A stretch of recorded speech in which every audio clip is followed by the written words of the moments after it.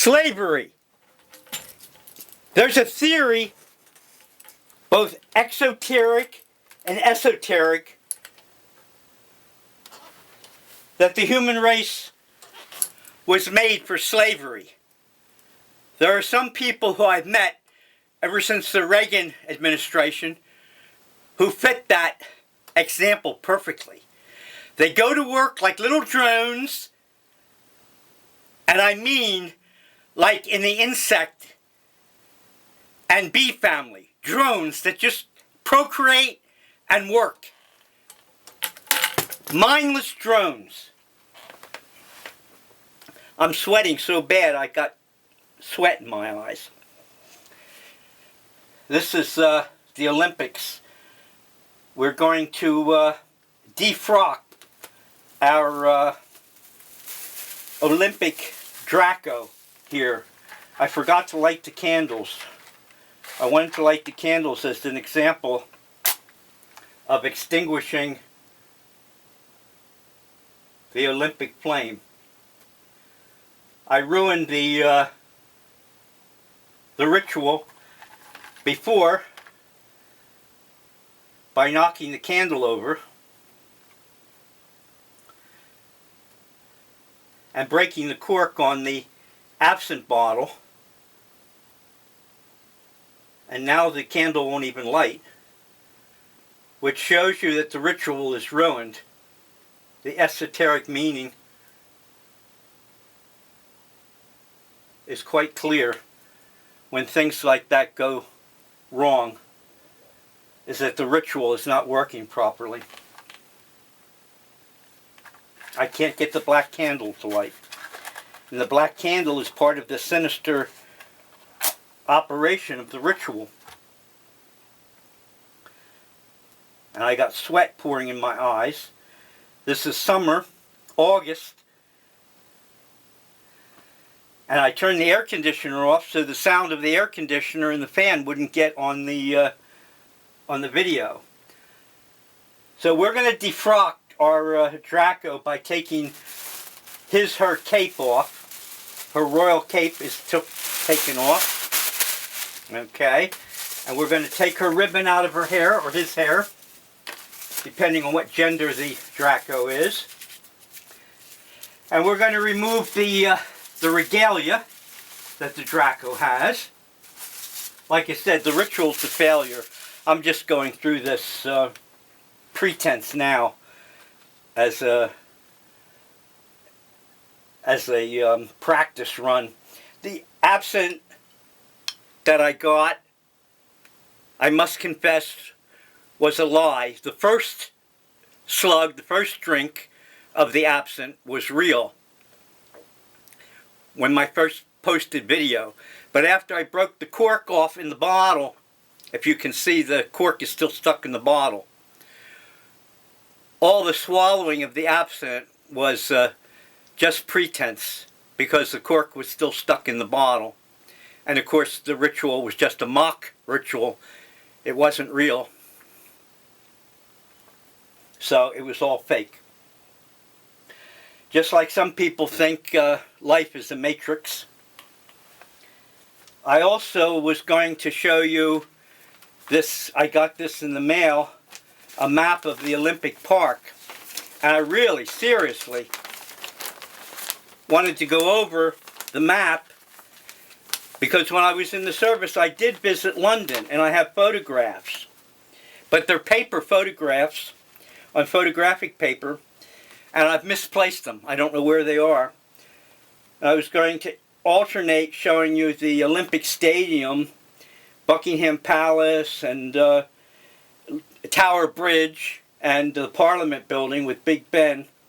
I was going to show you all that with personal photographs, but I can't find them.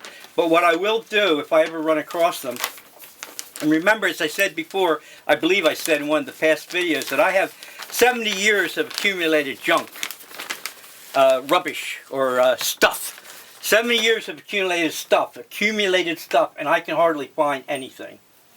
So don't be surprised if I, a year from now, if I'm still alive, post the Olympic map with photographs of where I was in London when I went on leave from the military. This is also an Olympic souvenir book, the 2012 Olympics. And I'm very happy that I got this. It's quite a souvenir. Okay. But what's going to put an end to it was this magazine that I got in the mail. It's called Entertainment, The Inside Cult of Doctor Who. How a British sci-fi series became a global geek obsession.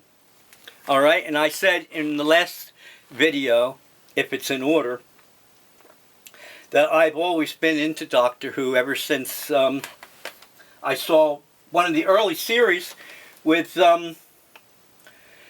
William Hartnell. Okay, and I'm trying to get the whole series, but of course they come out with new videos or DVDs, and I can never catch up. And I just don't have the money to buy all the DVDs. But that's my goal, is to buy all the DVDs. The first Hartnell Doctor Who that I saw was about the Aztecs.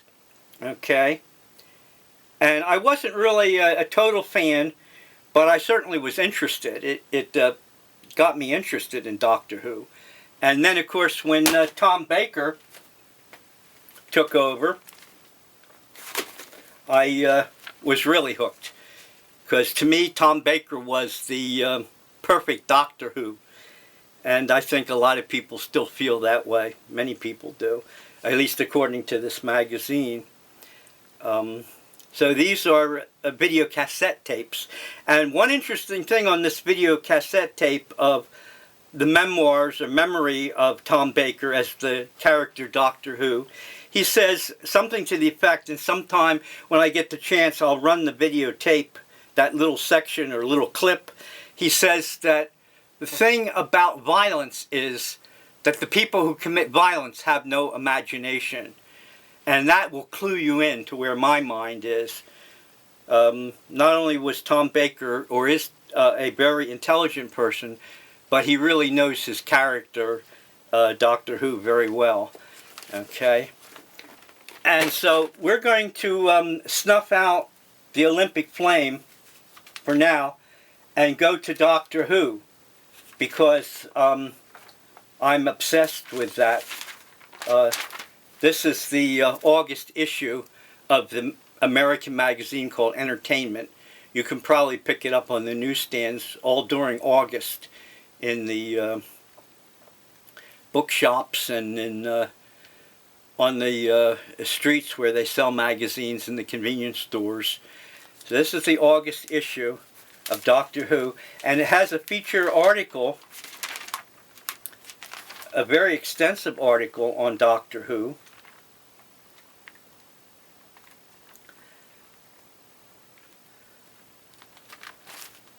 The Doctor is in. Alright, it's a very extensive article. And of course there's the iconic police box called the TARDIS. Okay. So if you get a chance, pick up this magazine called Entertainment. And it's a very comprehensive article. It's a feature story, a feature article on Doctor Who. Okay. And I really enjoyed the article.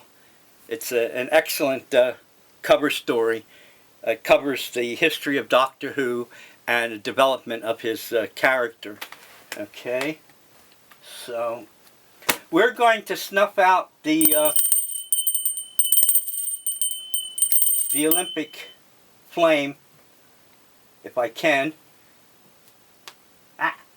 Okay, so we snuffed out the Olympic flame. Okay, and since we don't have any real absinthe, because the cork is still in the bottle, if you can see the cork still stuck in the bottle, which was all pretense except for the first drink, which was real. We'll drink some coffee, all right, to close the ceremony. So there's some coffee, a stimulant. This is a paperback book of Doctor Who that I just got recently. It's called the The Sands of Time. And I'll post it up on a video after I get a chance to read it. I haven't read it yet. It's called The Sands of Time. A very interesting title. I'm very impressed. There's quite a connection there with The Sands of Time. Okay? So since we closed the Olympic program down without any mysterious events happening, I'm going to defrock myself and take off this hot hoodie. God, that's hot. It's quite a job to wear a hoodie in a house that's running about 90 degrees Fahrenheit. Alright, so we're going to shut the Olympic thing down. Olympic logo. And this is a... oh, it came back on again. Well, what we'll do is we'll shut it down permanent. This is a book by Carl Jung called Flying Saucers, a modern myth of things seen in the sky. Okay? And we'll come back to this again because indirectly it has something to do with Doctor Who. Okay? This is quite a book haul. I enjoy book hauls. This is Slaughterhouse 5 by Kurt Vonnegut. It's a DVD full-length motion picture. I recommend this because the essential point of Slaughterhouse 5, or the Children's Crusade, is about schizophrenia, about people who have split personalities or split reality. And this might have a lot to do with people who see flying saucers and UFOs and alien abductions. I'm not saying they're not real. I'm just saying it might have a lot to do with it because the human mind is a very complicated instrument and is capable of all sorts of delusions and all sorts of illusions, as I think the past videos prove. So this is quite a book haul. And also to do with slavery and how the drones just go to work and don't think deeply about what goes on in the world and have limited intellectual ability. And I know that sounds insulting, but I'm not saying they're not capable of deep intellectual abilities. What I'm saying is that they're caught in a drone or slave cycle that esoterically and exoterically some people believe the human race was designed for slavery. This is a book, a biography about Charles Fort, who is one of the people who is quoted as saying in one of his past books that he thought the human race was property, which has to do with slavery because slaves are generally, under some circumstances, considered property. And certainly people who have mental problems, severe delusions, or severe delusions are locked up, generally speaking, or put on heavy medication, and they also might be considered slaves of the state, or at least people who are non-compos mentis, who need a ward or a guardian to take care of them. So Charles Fort, in one of his books, said he thought the human race was property. Okay? And we'll come back to this book haul again, because obviously almost every one of these books and DVDs have much more to them, both intellectually and philosophically, than just the superficial title and the person who wrote or made the information available to the public. So just as an ironic touch for this book haul, we'll close the video with a bell. Okay? So I hope you've enjoyed this video, and don't take it too seriously. It wasn't meant as a exposition or a documentary. It was just meant as a friendly talk, a friendly discussion of the world and the Olympic Games. And hopefully everything will end 2012 with a climax and a finish that is satisfactory to everybody. So have a good day and enjoy what you can.